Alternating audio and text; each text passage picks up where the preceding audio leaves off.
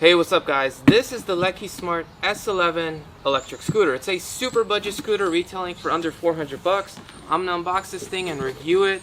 So this thing is equipped with a 350 watt motor, peak power of 504 watts, maximum range of 12 to 17 miles, depending on the riding habits and terrain. Weighs just under 30 pounds. Maximum rider weight is 220 pounds and comes with 8.5-inch pneumatic tires.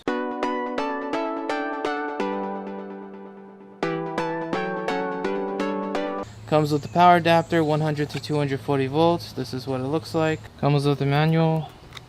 Comes with the left and right handlebars. The indicators are right here. You can see that it says right there and left here. And it comes with some Allen wrenches.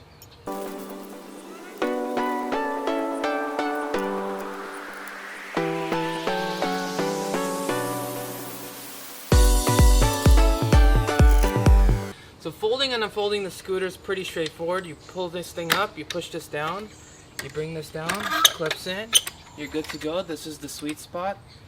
Relatively on the lighter side. Pull this thing down, or push this thing down I should say, and go and clip it in and you're done. So going over the controls, we have our rear drum brakes, we have our bell. We have the power button, which turns on the display, so you get your speedometer, your battery indicator, and your driving mode, or riding mode I should say. If you double tap the power button, it turns on the lights.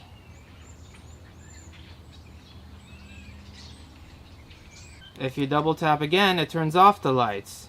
If you triple tap, it goes to the metric units. If you triple tap again, it goes back to imperial units. To go between the riding modes, the red color S is the fastest mode, it's the sport mode. If you tap it again, it goes to the white color S, which is the eco mode, the slowest of the three. And back to orange, which is the medium one, the standard one. And back to the red color one, S, which is the fastest one. To turn off the scooter, you hold the power button for 3 or 4 seconds. And here's your throttle. After I pumped the tires and charged the scooter, I took it out for a spin for a few miles to get a better feel for it. Starting with the flats, it can take me up to 15.5 miles an hour. Now the screen shows 16 miles an hour, and the GoPro camera is actually showing the display is twitching, but it's not like that in real life. In real life, it's fine. That's just something that the GoPro is picking up. It also has decent acceleration, so it's nothing amazing and it's not terrible. It's just a normal amount of acceleration, what you would expect from a budget scooter. I did try 3 different uphills, and 2 of the 3 it did fairly well. The third one, which is the most difficult and lengthiest one, as you guys can see, this is the one that it suffered, and I did have to do this zigzag motion. Granted, it did take me up there, so it did clear 3 of the uphills. But this is really the major thing that you notice with budget scooters. Most of them do tend to suffer going uphill, and me being a little over 200 pounds is not exactly helping the situation. But this is really the main differences between a budget scooter and an expensive scooter. So something that costs over $1,500 can go up these hills with ease. Not only do they have a higher top speed, but again, they can go up these hills with ease, even with me on it.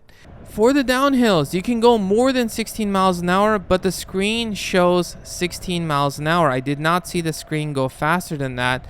However, I did notice I was going faster, and just to test this out, I slightly hit the brakes, and not too much, but just a little bit. I did slow down a bit, and it was still showing 16 miles an hour. So I was definitely going faster than that. I don't know how fast I was going, but again, this is going to depend on the downhill.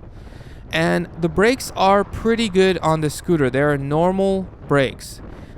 Now, because this thing has pneumatic tires, it does offer a slightly softer ride than something with solid tires. However, the trade-off is that you can now get flat. So that's a personal preference. And finally, build quality is pretty good considering the price of the scooter, the deck itself, the sticker on it, the patterns on it, the overall feel of the scooter when you're riding it. Very, very good considering the price of it.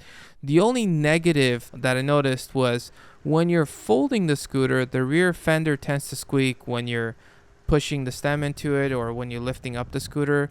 I should probably try some silicone spray to see if that would resolve it, but that's not something you notice when you're riding.